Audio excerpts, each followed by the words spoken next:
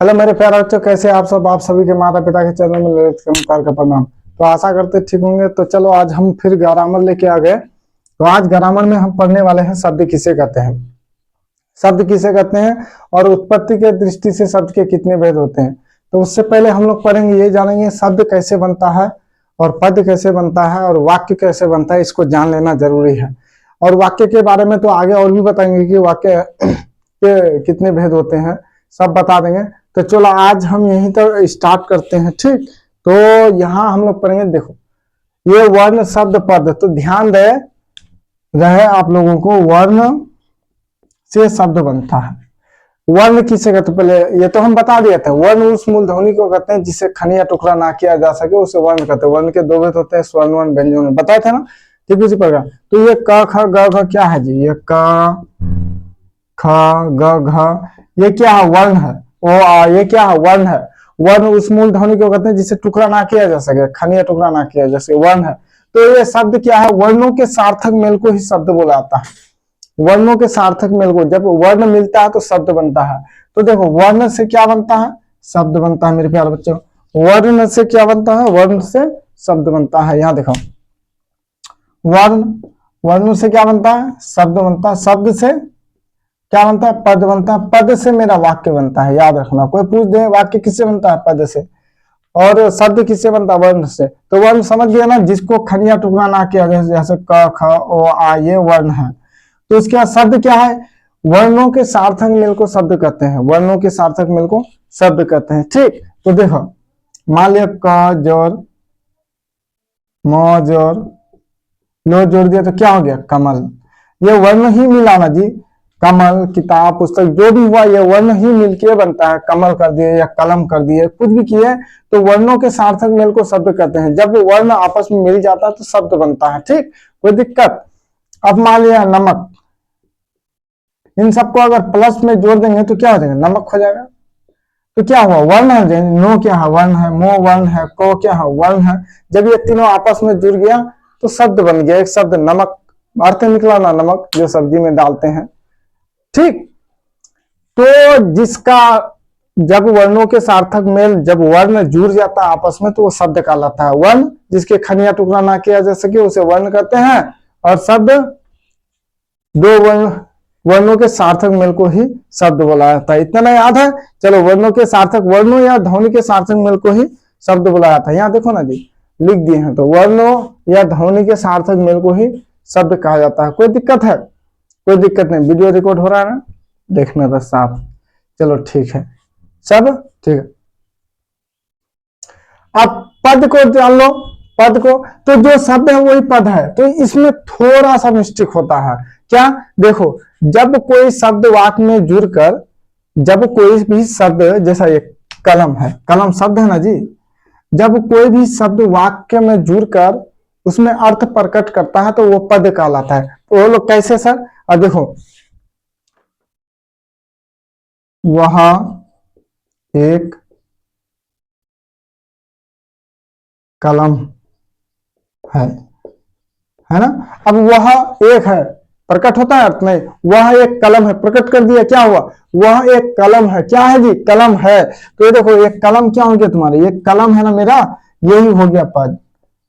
किसी भी वाक्य में जब शब्द किसी भी वाक्य में जुड़कर उसका अर्थ प्रकट कर दे, क्लियर कर दे, उस वाक्य का अर्थ को क्लियर कर दे, वो पद कहलाता है। क्या पद है, जैसा मोहन, मोहन आम खाता है, तो आम क्या हो गया, ठीक, पद हो गया। ठीक इसी प्रकार यह एक कलम है, वह एक किताब है, यह लड़का है। तो कोई भी पद शब्द अगर क्लियर कर देता है वाक्य को तो वो क्या कहलाता है, पद। तो ध्यान दे, शब्द ही पद है लेकिन ये वाक्य में प्रयुक्त होता है।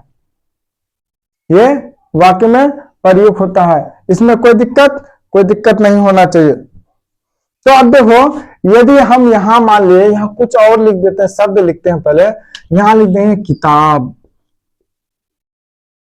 किताब क्या है, शब्द है। अब इसी को वाक्य में प्रयुक्त करते हैं, किताब। इसको वाक्य बनाते हैं एक छोटा सा। चलो, राम किताब पढ़ता है। अगर यहां कर देंगे हम, राम पढ़ता है, पढ़ता क्या पढ़ता पता नहीं, पेपर पढ़ता है या मोबाइल में को देख के पढ़ता है, क्या पढ़ता है नहीं पता, लेकिन यहाँ ज्यों किताब लगा तो ये मेरा क्या हो गया, वाक्य ये क्लियर हो गया, अर्थ क्लियर हो गया।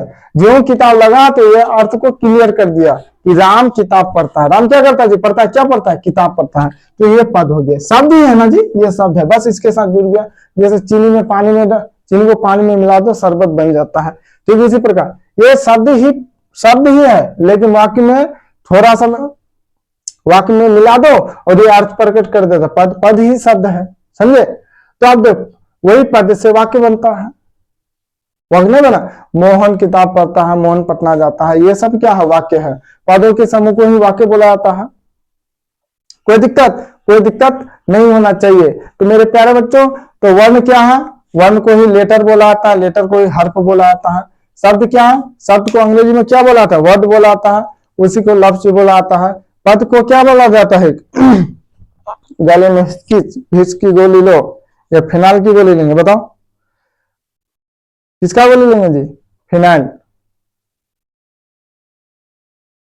तो देखो पद को क्या बोला था, क्लोज बोला था। अच्छा ये बात याद रखना, पद को क्लोज तो उर्दू में लफ्ज बोला जाता है या क्या बोला था, आप लोग थोड़ा कमेंट में बता दीजिएगा।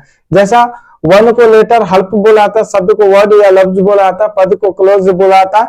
अब देखो उर्दू में लफ्ज या कलमा क्या बोला था, आप लोग थोड़ा कमेंट में बता दीजिएगा हमको, ठीक। और वाक्य को सेंटेंस, अंग्रेजी में सेंटेंस और उर्दू में जुमला बोला जाता है। कोई दिक्कत नहीं, वही शब्द वर्ड ही पढ़ते हैं आज हम लोग।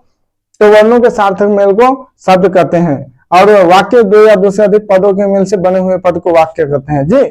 दो या दो से अधिक पदों के मेल से, सार्थक पदों के मेल से बने हुए पद को वाक्य कहते हैं। कोई दिक्कत नहीं होना चाहिए। चलो इसको मिटा देते हैं, समझ गए ना। ये एक ही चीज याद रखना, वर्ण से शब्द बनता है, शब्द से पद बनता है, पद से वाक्य बनता है। कोई पूछ देगा वाक्य किससे बनता है, पद से, पद किससे बनता है, शब्द से, शब्द किससे बनता है, वर्ण से, वर्ण, समझे। कोई दिक्कत, वर्ण किसे कहते हैं, वर्ण उस मूल ध्वनि को कहते हैं जिसे खनिया टुकड़ा ना किया जा सके। शब्द किसे कहते हैं, वर्णों या ध्वनि। वर्ण को ही अक्षर बोला था, बता दिए थे, वर्ण को ही अक्षर बोला आता है, ध्वनि भी बोला आता। देखो वर्ण को ही अक्षर बोला आता है, क्या बोला आता है, अक्षर, इसी को ध्वनि भी बोला आता है। कोई दिक्कत नहीं होना चाहिए। वर्ण को ही अक्षर ध्वनि बोला आता है, कोई दिक्कत, उर्दू में हर्फ बोला आता है। तो चलो शब्द किसे कहते हैं,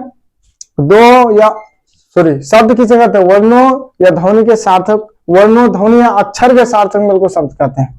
कोई दिक्कत नहीं होना चाहिए। चलो उसके आगे अब चलेंगे, पद किसे कहते हैं।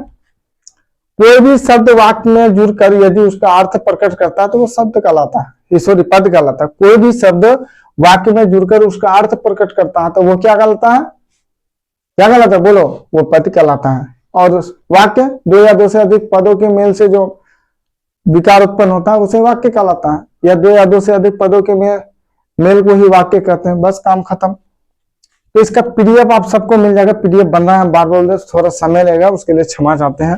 क्या करेंगे, हम तो टाइपिंग नहीं करते हैं कि फटाफट टाइपिंग करके दे दे, लेकिन चिंता मत कर, सब देंगे, धोखाबाज नहीं हम। तो चलो शब्द समझ गया ना जी, शब्द किसे कहते हैं, वर्णों या ध्वनि के साथ मेल को शब्द कहते हैं। कोई दिक्कत। अच्छा उत्पत्ति के दृष्टि से शब्द के चार भेद होते हैं, कौन कौन, तत्सम, तद्भव, देशज, विदेशज। तत्सम, तद्भव, देशज, विदेशज। अच्छा चलो जी, ये तो हम जान गए सब, उत्पत्ति शब्द समझ गए कि वर्णों या ध्वनि के सार्थक मेल को शब्द कहते हैं। और उत्पत्ति के दृष्टि से पूछ लेगा कोई तो शब्द के चार भेद होते हैं, तत्सम, तद्भव, देशज, विदेशज। तो आप ये बात बताइए, तत्सम क्या है। संस्कृत के मूल रूप को तत्सम कहते हैं, या हिंदी भाषा में जब हम संस्कृत के किसी भी शब्द को पढ़ते हैं वो तत्सम कहलाता है।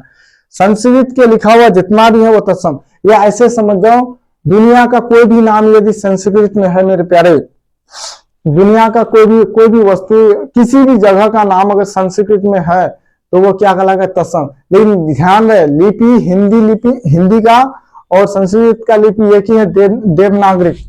पढ़ तो लोगे, दोनों दिखने में सेम लगेगा, दोनों का अक्षर भी सेम होगा, लेकिन ध्यान है इसका अर्थ अलग अलग निकल जाता है, ठीक। ये अलग अलग सबका अर्थ निकल जाता है, तो ध्यान रहे। तत्सम संस्कृत के मूल रूप को तत्सम कहते हैं, संस्कृत के मूल रूप को ही तत्सम बोला जाता है। या ऐसे जान जाओ अपनी भाषा में दुनिया का जो भी नाम, जितना भी नाम है, अगर उसका नाम संस्कृत में है तो वो तत्सम है, उसका नाम संस्कृत में है तो तत्सम है। और तद्भव कोई भी नाम संस्कृत का अगर अर्थ हिंदी में है तो वो तद्भव है। अब जैसा आम, आम को अंग्रेजी में क्या बोला था? आमरम। आमरम को हिंदी में क्या बोला था? आम। तो देखो आमरम आपका हो गया मेरा प्यारा बच्चों, वो हो गया आपका तत्सम, क्योंकि संस्कृत में है, और तद्भव आम हो गया, समझे? जिसके उत्पत्ति का पता चले, तद्भव के उत्पत्ति का पता चलता है कि ये आया कहां से, किसका अर्थ है ये, तो आमरम का ही अर्थ आम है। और लेकिन ये तत्सम का उत्पत्ति का पता नहीं, वो संस्कृत का ही है। तो चलो देशज, अपने देश में बोले जाने वाले भाषा को देशज कहते हैं, जिसके उत्पत्ति का ही पता न चले, जैसे लोटा, बाल्टी, पगड़ी। विदेशज, विदेश में बोले जाने वाले भाषा को विदेशज कहते हैं, जैसे डॉक्टर। अपने इंडिया जो मेरा कल्चर है यहाँ, यहाँ अपना संस्कृत का भाषा को छोड़ करके जो भी विदेश का होता है, चाहे अरबी हो, फारसी हो, चाइनीज हो, नेपाली हो, ये जो भी भाषा है ये सब विदेशज है। अपने भाषा देखो, ये डॉक्टर, बुक, हॉस्पिटल, ये क्या है? अंग्रेजी। बुक की कौन सा भाषा? अंग्रेजी है। इंग्लैंड का भाषा है, अंग्रेजी भाषा है ये। तो ये मेरा क्या होगा? विदेश। विदेश में जो इंडिया का भाषा है संस्कृत, इसको छोड़कर जो भी मेरा इंडिया का भाषा है, इसको छोड़कर जितना भी है वो विदेशज है। और देशज जो हम लोग बोलते हैं घरेलू भाषा, लोटा, भात, दाल, ये जो बोलते हैं ना, तो पुलाव, गोश्त, ये जो भी बोलते हैं ये मेरा क्या है? देश है, जिसके उत्पत्ति का पता नहीं चलता है। लोटा कहां से आया नहीं पता चलेगा, ये हम लोग का अपना भाषा हुआ। अच्छा, ये तो सब जान जाता है मेरे प्यारे बच्चों की देशज क्या है, विदेशज क्या है, लेकिन सबसे ज्यादा फंस जाता तत्सम तद्भव में। मेरे प्यारे बच्चों सबसे ज्यादा फंस जाता है बच्चा तत्सम तद्भव में। आप तत्सम तद्भव को ऐसा बताएंगे कभी फंसोगे नहीं। तो ध्यान रहे, यहाँ हम कुछ लिखे हिंदी और संस्कृत। आम को आमरम बोला जाता है, केला को कदली फलम बोला जाता है, खरबूजा को खरबूजम बोला जाता है, सेब को सेब फलम बोला जाता है, नारियल को नारी केलम बोला जाता है, और संतरा को नारंगम बोला जाता है, लीची को लीचिका बोला जाता है। ध्यान दे, ये क्या है? हिंदी। ये क्या है?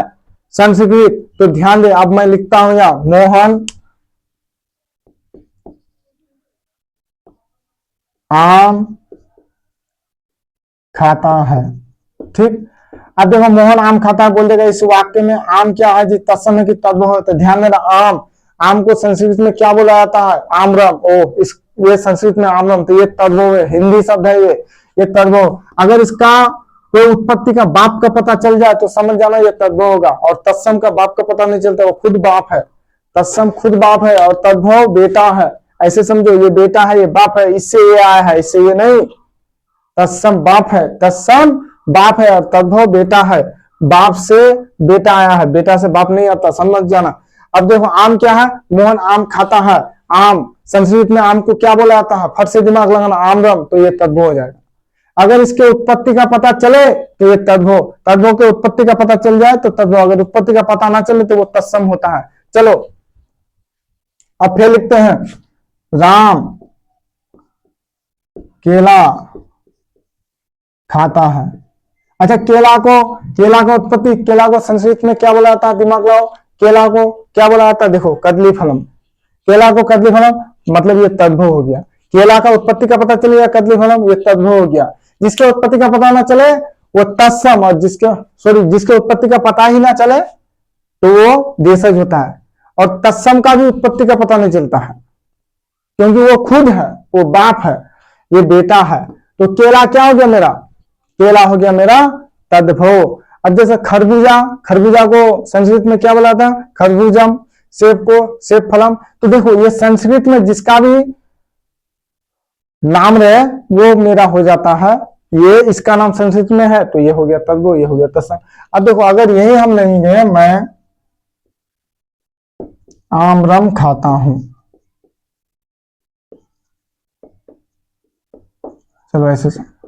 अब देखो, ये आमरम है ना, ये आमरम संस्कृत में क्या बोला था? वो आमरम ही बोला था। तो ये मेरा प्यारा बच्चा तत्सम हो गया, क्योंकि ये मेरा क्या हो गया? तत्सम हो गया। संस्कृत में जो बोला जाएगा वही, देखो आमरम संस्कृत वर्ड है तो ये तत्सम हो गया। अगर यही बोल रहे मैं राम कदली फलम, मतलब कदली फलम खाता है, राम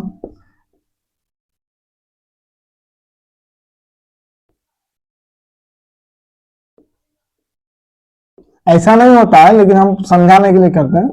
कदली फलम खाता है, जैसे अहम कदली फलम खदामी, तो देखो राम कदली फलम खाता है, तो देखो ये कदली फलम जो है ये केला हो जाता है, इसका अर्थ क्या निकला, केला निकला। लेकिन कदली फलम को संस्कृत में क्या बोला जाता है, कदली फलम ही बोला जाता है, तो ये तत्सम। इतना याद रखना, जो भी नाम संस्कृत में होगा वो तत्सम तत्सम तत्सम तत्सम होगा, तो होगा तत्सम तत्सम, इसमें कोई लेना देना नहीं है, जो भी नाम। और देखो संतरा, संतरा को संस्कृत में क्या बोला जाता है, जब भी पूछते संतरा तत्सम की तब तो दिमाग लगा, ये याद भी रखना पड़ता, तभी पाओगे, नहीं तो ना पाओगे। संतरा को संस्कृत में क्या बोला जाता है, नारंगम। ओह, ये जहां ही इसका अर्थ नाम अगर संस्कृत में आ गया तो समझ जाना ये मेरा तद्भव होगा, क्योंकि नारंगम संतरा को संस्कृत में क्या बोला जाता है, नारंगम, तो ये तद्भव, ये तत्सम। अगर लीची, लीची का अब बोल देगा लीची का तत्सम है कि तद्भव, लीची का संस्कृत में क्या बोला था, वो लीची का, लीची का अर्थ हिंदी में क्या होता है, तो लीची, तो ये तत्सम, समझे।